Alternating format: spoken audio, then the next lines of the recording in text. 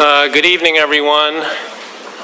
Welcome to CSIS. Thank you for joining us for this very special event. My name is Victor Cha, President of Geopolitics and Foreign Policy and Korea Chair at CSIS, Professor at Georgetown.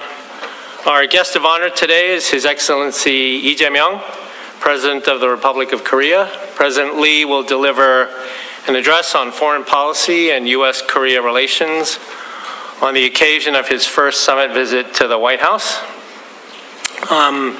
Some housekeeping issues before we get started. The first is that CSIS staff will serve as your safety officers at this event, so please follow our instructions should the need arise. You would exit the same way you came in, right through those glass doors behind you. And then the second is the President will speak in Korean with simultaneous translation, followed by a brief conversation with Dr. Hamre with consecutive translation. And so you all have transmitters on your chairs. It's channel 2 for English and channel 10 for Korean. And at the end of the event, we will ask you all to please remain seated until the President has exited the room. We will inform you when we are adjourned and can exit the conference hall. So we're waiting for the President. It's a nice day today. Very nice weather. Yeah. Oh, okay. Okay. All right.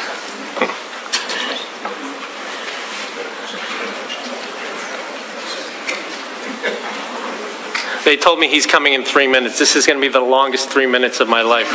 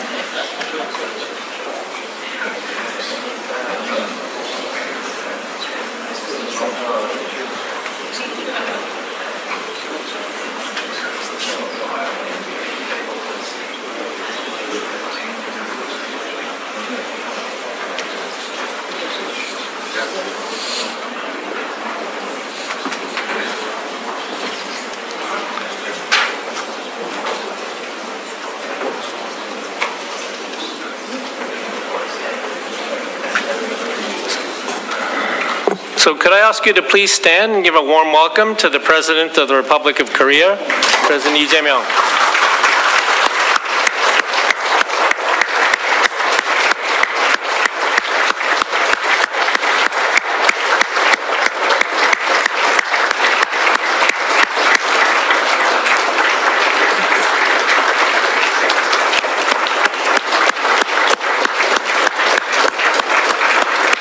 Let me now, please be seated. Let me now turn the proceedings over to our President and CEO, Dr. John Hamre. Thank you, Victor. Well, let me just say a hearty welcome to all of you. And let me say how surprised I am. I mean, when we heard the President was coming the last week of August, I thought, we'll never get anybody to show up, and here we've got an absolutely full house. And I think that reflects the importance of Korea to all of us, and it reflects the important leadership that President Lee is bringing to Korea, and we're really excited to have him here. And I want to say thank you to all of you for coming. I've got this remarkable lineup of dignitaries here, and I'm going to really screw this up, but I want to just say thank you. Carly Hills, former U.S. Trade Representative. Roy Ryu, he's on my board, and so he's one of my bosses, so I really have to say thank you to him for coming. Chuck Hagel, former Secretary of Defense and Senator. Bill Cohen, Secretary of Defense and former Senator. Chris Dodd, former Senator. Rob Portman, former senator, U.S. Trade Representative. We're so grateful to have you here. He flew in from Ohio, and he's flying back tonight to be here, so we're really delighted. Jim Jones, who is the former SACIR National Security Advisor and Commandant of the Marine Corps. Jim Clapper, National Security Advisor, National Intelligence Director. Kurt Campbell, who is the Deputy Secretary of State. Allison Hooker, thank you for joining us, Undersecretary at Policy at the State Department. Mark Lippert and Sung Kim, who are both ambassadors, and I think also, where is Thank you very much for coming, Kathy. Kathy Stevens is also here. So just want to say thank you to all of you for honoring us and honoring the president by being here today. President Lee's election was not a normal election. It occurred in the context of a diplomatic crisis, in a constitutional crisis in Korea. And, I think all of us were just so unsettled by what we saw. And it was, the Korean people stood up. The Korean people asserted their democracy. And it was very reassuring to those of us that have dedicated our lives to building a stronger Korea. We were so gratified to see Korea being a strong democracy. And then in a few months, they elected President Lee. And it was because you're bringing that new direction for Korea, President Lee, and we want to say thank you to that. This is the first time that President Lee is going to give a talk on foreign policy. And so I would ask you, with your enthusiastic applause, to please welcome President Lee Jae-myung to the dais for his comments.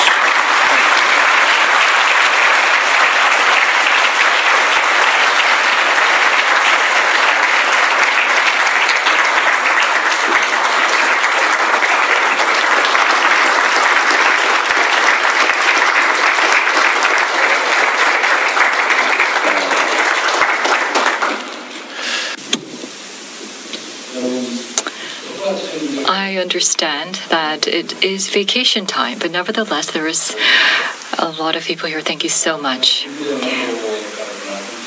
Before I read the prepared script, well, as it was just mentioned by Dr. John Hamre, it is true that the Republic of Korea experienced a crisis, and probably the entire world was alarmed, because in a country like Republic of Korea, a coup, a martial law, and then again you were probably surprised that such a political crisis was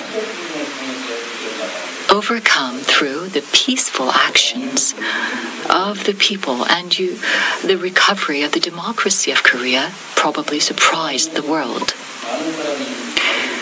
As many people know, the Republic of Korea is the only country among those liberated from colonial rule that has achieved democracy and industrialization at the same time. We were able to achieve rapid growth within a very short period of time. And probably the Korean people can be felt like the heroes and heroines of a storybook. But aside from the traditional religion of Korea, we have Christianism and Buddhism and many different religions. But we do not have religious conflicts. We have harmony among diversity, and we have been able to showcase a new type of culture to the world. Korea has established itself as a cultural powerhouse, but I do believe that it will also be soon known. It is my expectation and hope that it will be known as a model case of democracy. Well, in the textbooks, we have learned about democracy and that how it has stemmed from Athens of Greece. But if you look in the reality, well, in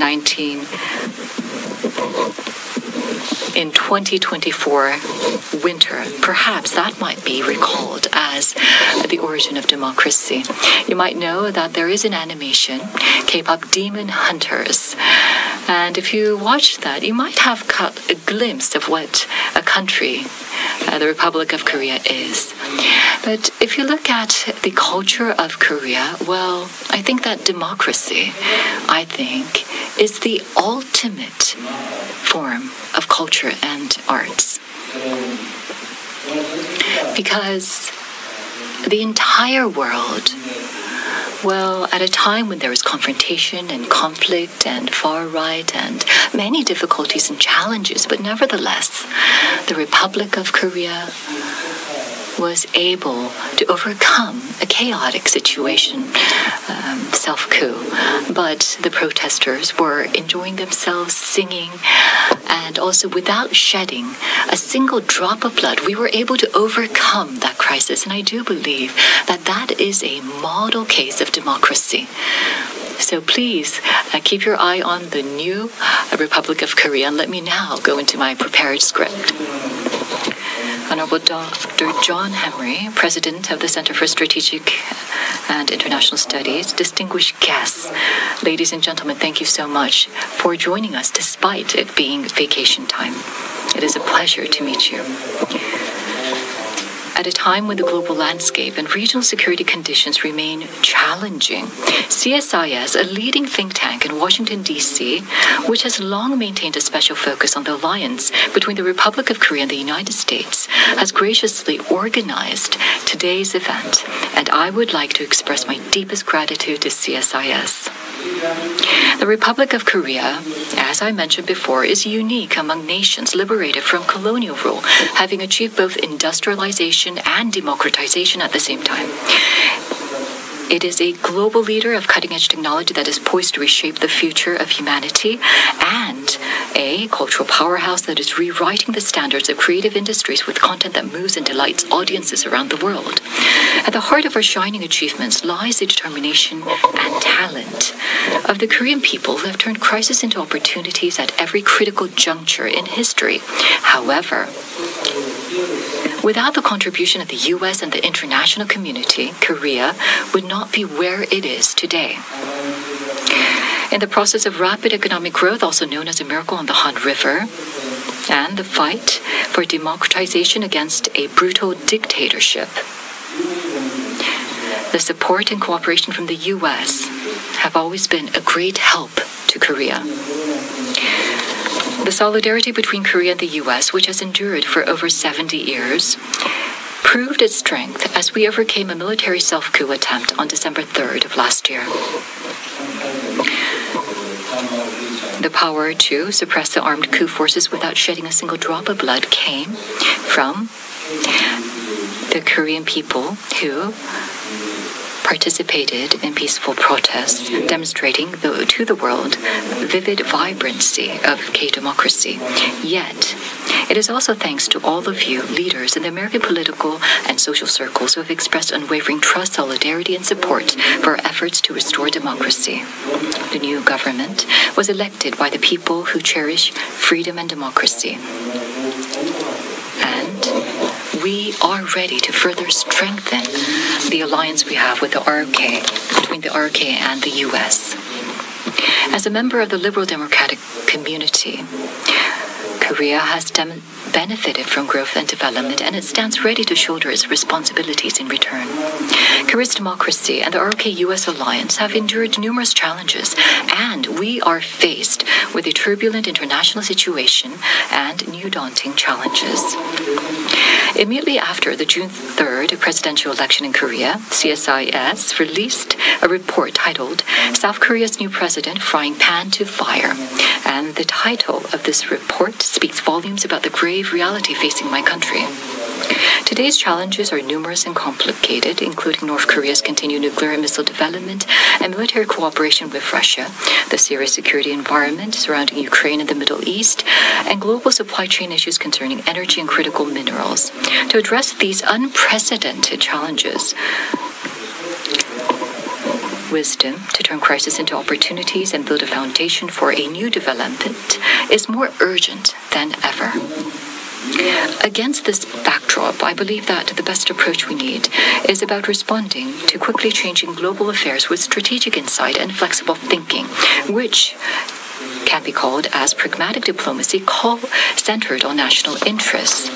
And the backdrop and the backbone of pragmatic diplomacy centered on national interests is the ROK-US alliance, which has played a pivotal role for peace and prosperity. Our two countries have fought side by side on many battlefields to defend peace and prosperity. And so, we stand together as security allies. Once a recipient of American aid, Korea has become the largest greenfield investor in the U.S., helping Americans enrich their lives. And so, we support each other as economic allies. Building on our security and economic alliance, I am committed to opening a new chapter of pragmatic alliance centered on national interest together with President Trump.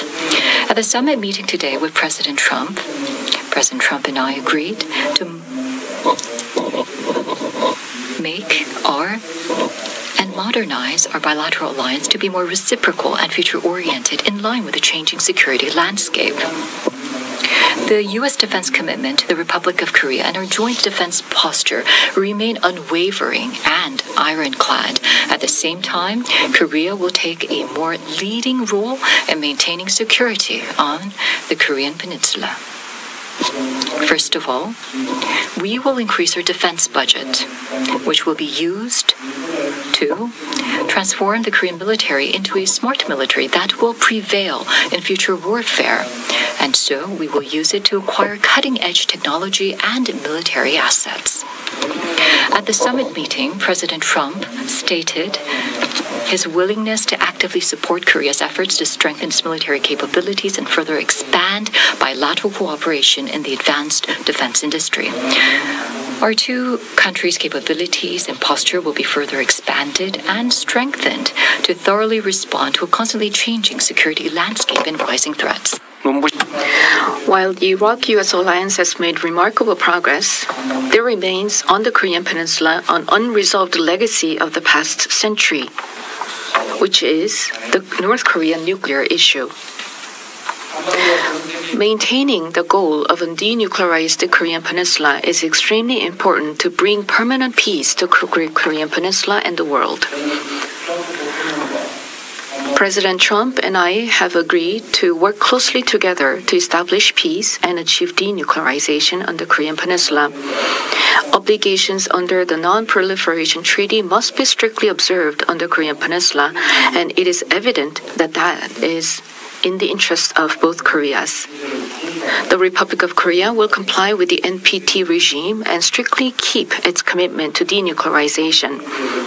The inter-Korean relations are not an exception to the principle of pragmatic diplomacy centered on national interests.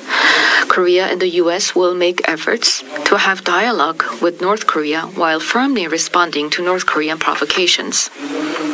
The Korean government has taken a series of measures to reduce inter-Korean tensions in order to prevent accidental confrontations, while North Korea has stopped propaganda loudspeaker broadcasts which harass residents in the border areas.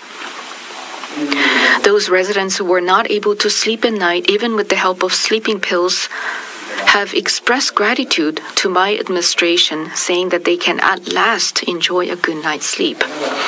I am confident that inter-Korean relations based on reconciliation and cooperation will benefit the Korean Peninsula as well as the U.S.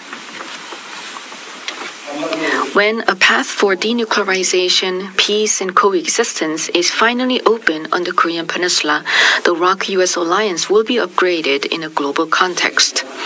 The approximately 200,000 Americans and 28,500 U.S. troops in Korea will be safer, and people in our two countries will lead more prosperous lives.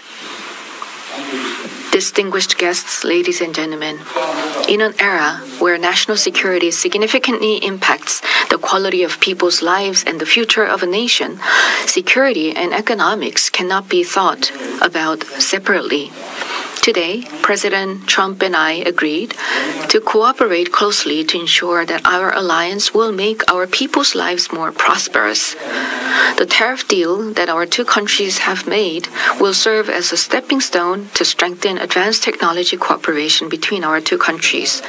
The K-shipbuilding industry, equipped with the world's strongest capabilities, will bring about a renaissance of the U.S. shipbuilding industry and create a new historic turning point for mutual prosperity. Korea and the U.S. will boldly take on the challenge of our times, where security and economics converge through advanced technology alliance. A future where different countries cooperate and achieve mutually beneficial growth. Does it sound like a dreamy, rosy future? It is a dream that can come true because our people, the strongest foundation of our alliance, are realizing this ideal. Despite the vast distances across land and sea between the two countries, nearly 3 million Koreans and Americans are visiting each other's country annually, expanding exchanges and deepening friendships. Hollywood movies and rock and jazz music have long been loved by young Koreans. Now, young people in Korea and the U.S. feel a strong connection as they listen to the soundtracks of K-pop Demon Hunters, which is streamed globally on Netflix. Just as hamburgers and pizza are no longer solely American, kimbap and ramen are no longer exclusive to Korea. A video featuring a Korean-American girl in a New York City elementary school making kimbap for lunch went viral on social media. A popular Korean hamburger franchise opened its first store in the U.S., home to the hamburger, drawing large crowds. Indeed, we are witnessing a new chapter in the history of the ROK-US alliance, where our people share a heart of trust and make each other's lives more prosperous. And another partner who cannot be left out in this new chapter is Japan. Before I came to the U.S., I visited Japan first, a next-door neighbor sharing the same yard. I recall that President Trump has emphasized the importance of trilateral cooperation among Korea, the U.S., and Japan since his first term in office. Together with President Trump, I will further strengthen trilateral cooperation based on the ironclad ROK-US alliance. The three countries will respond jointly to North Korean nuclear and missile threats and step up efforts to achieve peace and prosperity in the Indo-Pacific region and the world. Distinguished guests, ladies and gentlemen, our great alliance was forged amidst trenches and gunfire on the battlefield. But over the past 70 years, it has transformed into an alliance that covers a wide range of areas, including shipbuilding, AI, semiconductors, quantum technology, and nuclear energy. And even at this moment, the alliance is authoring a new chapter of history. A future-oriented, comprehensive, strategic alliance is firmly rooted in the three pillars of security, economy, and advanced technology. And this ironclad alliance, founded on pragmatism and national interests for our people, will shine brightly. The golden era of the ROK-US alliance has yet to come, not because we lack in something, but because we have unlimited potential to realize. Together, we can achieve even greater things. For our glorious moments to come, 같이 갑시다. Thank you.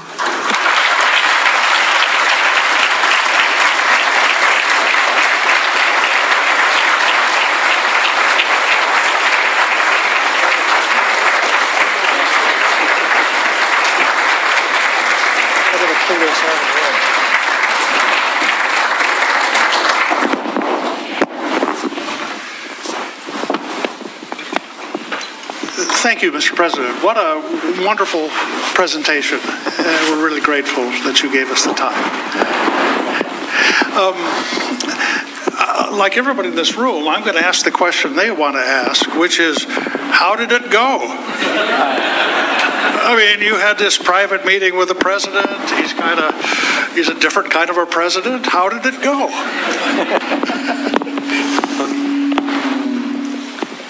우선은 이 트럼프 대통령께서 이미 저를 만나기 전에 SNS를 쓰지 않았습니까? 매우 위협적으로 SNS를 쓰셨고 또 기자회견에서 이미 또 한국 정부의 수사에 대해서 한국 정부 여기 있습니다. 아침에 기자들과 기자회견을 하면서 한국 정부가 미군 기지에 압수수색을 했다. 그 한번 따져봐야 되겠다 이런 말씀까지 하셔서 우리 참모들 사이에는 이거 젤렌스키와 트럼프 같은 상황이 벌어지지 않을까 이렇게 우려를 했습니다. I think your interpreter is going to now. 그런데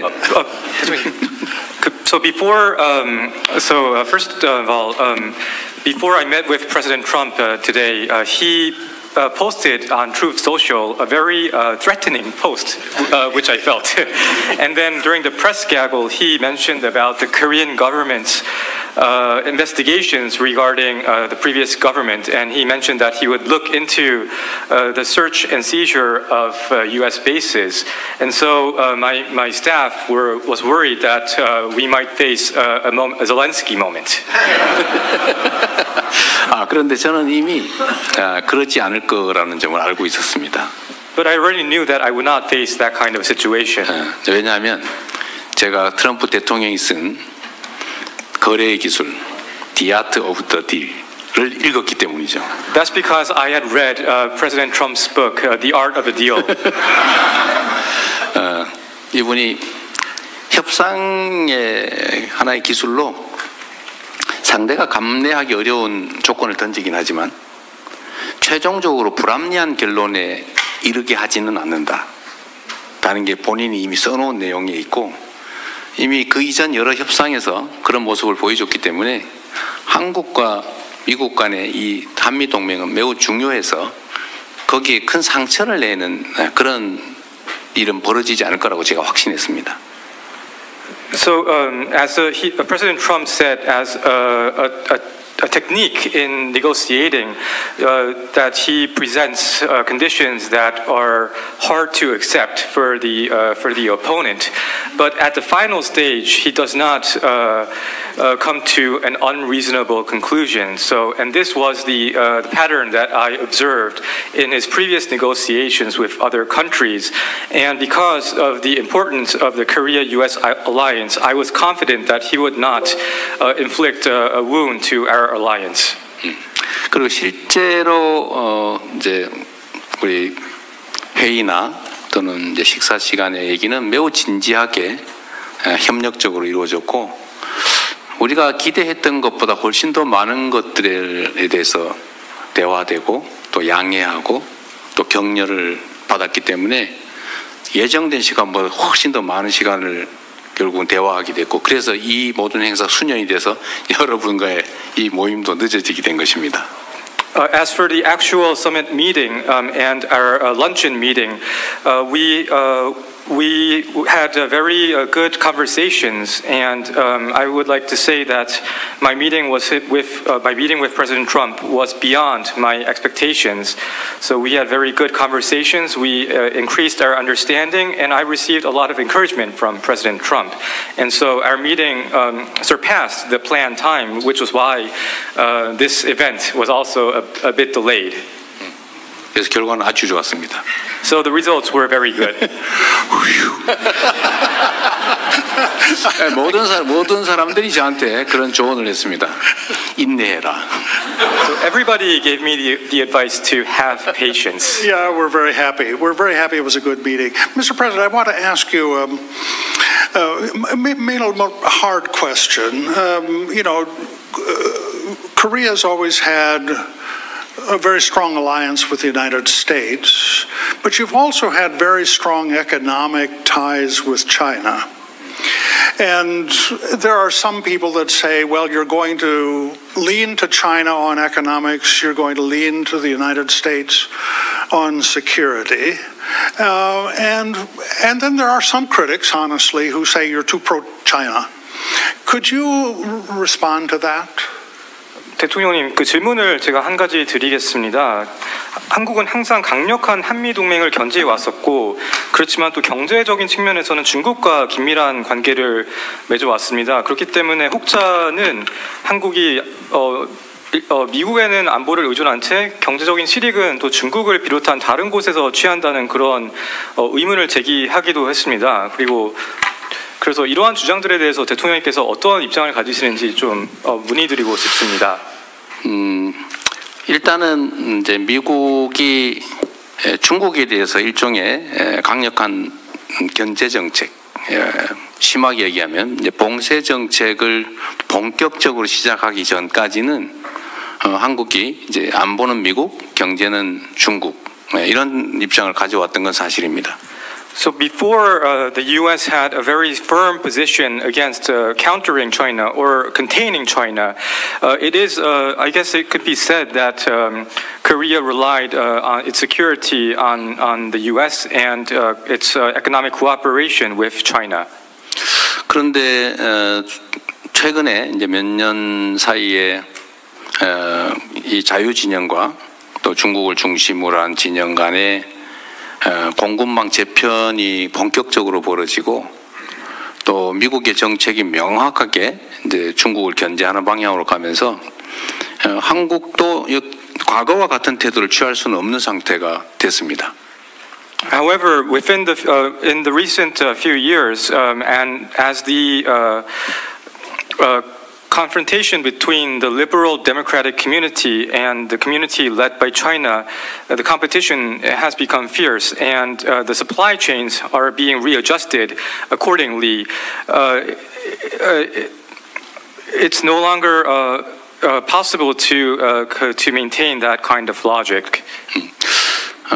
그런데 이제 미국도 중국과 기본적으로 경쟁하고 심하게는 대결하면서도 또 한편으로는 협력할 분야에서는 협력하고 있는 게 사실입니다.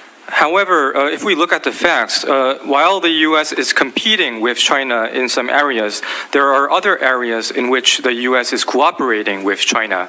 그래서 한국은 미국의 중국에 대한 수출 규제나 아니면 중국에 대한 거래 공급망에서 우리가 중국과 특별한 관계를 맺거나 하는 데서는 많이 벗어나 있고 지금은 우리가 지리적으로 매우 가깝기 때문에 거기서 생겨나는 불가피한 관계를 잘 관리하는 수준 그런 수준으로 우리가 유지하고 있는 것이지 이제는 이제 미국의 이런 기본적인 정책에서 어긋나게 행동하거나 판단할 수 없는 상태입니다. So Korea is currently kind of a distance from America's export controls and supply chain controls regarding China. But because we are geographically very closely located to China, we are maintaining our relationship with China. Yes, and that is, yes, we are maintaining our relationship with China. Thank you, President. Very thoughtful. Let me ask, you mentioned in your speech that you've taken steps to take provocative things away from North Korea. You've stopped with the loudspeakers, for example. You said people can sleep at night. And yet, you know, North Korea has responded with some really kind of rude things, not very encouraging comments that suggest that there's any prospect of working with Korea. What do you think are practical opportunities with North Korea that you could explore? 대통령님께서 최근에 그 북한에 대해서 도발적인 행동을 자제하는 그런 조치들을 취해 오신 것으로 알고 있습니다. 예를 들어서 접경 지역에서의 확성기를 제거를 하셨고 그거에 대해서 주민들이 드디어 그 편안한 잠을 잘 수 있다는 얘기도 한 걸로 알고 있습니다. 그럼에도 불구하고 북한의 반응이 좀 거칠었고 호의적이지만은 않았습니다. 그래서 이러한 상황을 타개하기 위해서 대통령께서 어떠한 방도가 있으신지를 문의드리고 싶습니다. 한반도는 여러분 모두 아시는 것처럼 전 세계에서 유일하게 분단된 국가입니다. So the Korean Peninsula, as you well know, is the only region that is facing a divided situation. 그냥 분단된 국가 정도가 아니라 서로를 절멸하고 싶어할 정도로 적대성이 강하고 엄청난 규모의 군대, 그다음에 엄청난 무기들이 직접 부딪히는 세계에서 군사 밀도가 가장 높은 나라죠. And it's not just a simple division, but it is a very antagonistic division where both sides aim to get rid of the opposite side, and both sides are maintaining large armies and have great weaponry, and the density in terms of military strength is very concentrated. 그래서 북한을 억제하기 위해서 엄청난 제재를 가했지만 결과는 끊임없이 핵무기를 개발하고 미사일도 개발해서 이제는 재진입 기술 마지막 단계만 남겨놓고 핵폭탄을 싣고 미국까지 날아올 수 있는 ICBM이 거의 개발되어 있는, 그리고 매년 약 10개에서 20개 정도의 핵폭탄을 만들 수 있는 역량을 계속 키우고 있는 그런 상태가 됐습니다.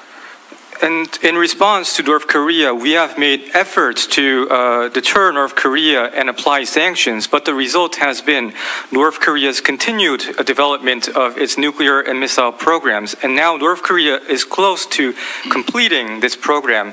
They are at the final stages of developing ICBMs, which can target faraway distances, and they are accumulating 10 to 20 they are able to produce 10 to 20 nuclear weapons per year. 이미 22년보다 지금 이제 3년 사이에 핵폭탄 보유 숫자가 이제 2.5배로 늘어났다. 그리고 핵물질 생산 능력은 엄청나게 늘어났다라는 게 이제 객관적인 사실이죠. For the past 3 to 4 years, the hard facts are that the number of nuclear weapons that North Korea possesses has increased 2.5 times during the past 3 to 4 years, and their ability to produce fissile material has increased tremendously. 그래서 우리 한국 입장에서는 강력한 방위력은 보유하고 끊임없이 무기 체계 장비를 개발해서 군사적으로 압도하고는 있지만 이 재래식 무기에 있어서는 우리가 압도적으로 앞서더라도 이 소위 핵무기에서는 우리가 전혀 갖고 있지를 못하기 때문에 그야말로 엄청난 재래식 무기, 그다음 그들의 핵무기, 이게 공포의 균형을 이루고 있는 상태가 됐죠. 그리고 점점 더 악화되고 있습니다. So from the perspective of Korea, we are increasing our defense capabilities by developing overwhelming conventional weapons. So although we are way in advance of North Korea in terms of our conventional weapons capability, we do not have nuclear weapons, and therefore there is a balance of fear between on the Korean Peninsula, but the situation is deteriorating. 그래서 강력하게 제압은 하되 상황이 더 악화되지 않게 하기 위한 구체적 노력도 좀 필요하다는 게 저희 생각이고, 그러기 위해서는 더 이상 생산하지 않는, 더 이상 확산되지 않게 하는 다른 나라로 미사일 ICBM 개발도 이 상태에서 멈춰서 미국의 현실적 위협이 되지 않게 하는 이런 현실적 방법을 찾아야 된다는 게 저희 생각입니다. So my belief is that we should find a realistic way to stop North Korea from producing more and from proliferating and stopping their development of ICBMs so that it cannot become a threat to North Korea. So we have to maintain a strong deterrence against North Korea, but we have to make efforts so that the situation does not become worse.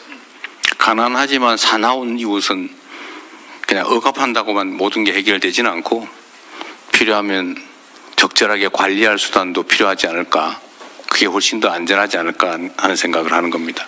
So we cannot solve the problem by simply suppressing North Korea. We also have to have the wisdom of managing the situation if it is necessary to do so. I think that's entirely right, Mr. President. I also think it's very important to emphasize deterrence and for Korea to trust America with its pledge of extended deterrence, because that becomes a foundation for this. 대통령님 말씀에 전적으로 공감합니다. 그리고 그 확장 억제의 중요성이 매우 중요성을 강조하고자 합니다. Mr. President, your schedulers have told me I have to end by 7 o'clock, but I do want to ask one last question. You were elected after a tragedy with the declaration of martial law, and you became the president of a very divided country. Now, we're a very divided country, so we don't hold out a model. But what can you do to have become the president of all Koreans? 대통령님, 제가 그 7시까지 꼭 끝내야 된다는 얘기를 들었지만 이 소중한 기회여서 대통령님께 마지막으로 한 가지 질문만 더 드리겠습니다. 대통령님께서는 계엄이라는 비극을 딛고서 당선이 되셨습니다. 그렇기 때문에 그 한국은 지금 매우 분열된 상태이고 분열된 국가의 지도자이십니다. 그렇지만 미국도 마찬가지로 매우 분열된 상황입니다. 그래서 대통령님께 제가 드리고 싶은 질문은 그 모든 한국인의 대통령이 되기 위해서 어떠한 노력을 하실지 여쭙고 싶습니다. 제가 여러분들한테 하나 이제 보여드리고 싶은 게 있습니다. There's something that I want to show to you. 수만 명 또는 수십만 명, 심하게는 100만 명, 이 엄청난 숫자의 시민들이 모여서 정치적 주장을 하고 저항을 하는데 불 지르는 사람도 없고 무언가 부서지지도 않고 누군가 폭행당하지도 않는 그런 유형의 이 정치적 행위가 벌어지는 곳이 바로 대한민국입니다. So the Republic of Korea is a place where tens or hundreds or millions of people, citizens gather and they put forth their political arguments and they resist. But all of this takes place peacefully, without violence, without people lighting fires, and without people vandalizing goods. And so this is the political situation, the strength of Korea. 그리고 아까도 말씀드렸지만 현실 정치 권력을 피 한 방울 흘리지 않고 사람들의 아름다운 율동, 노래 이런 걸로 끌어내리는, 그것도 8년 만에 2번씩이나 그런 나라는 전 세계에 사례가 없습니다. And the Korean people, they resisted a living power without shedding blood, and they were able to remove a leader through singing songs and dancing dances, and this happened twice over the last 8 years. And there is no other country that did this besides Korea. 그래서 한국 국민들의 이런 정치적 또 문화적 저력은 정말로 높은 거죠. So the political and cultural strength of the Korean people, I believe, is incredible. 그래서 저나 또 정치 세력이 할 일은 조금 더 양보하고 선을 긋거나 벽을 치지 않고 다 만나고 대화하고 그리고 그들의 입장을 서로 이해하고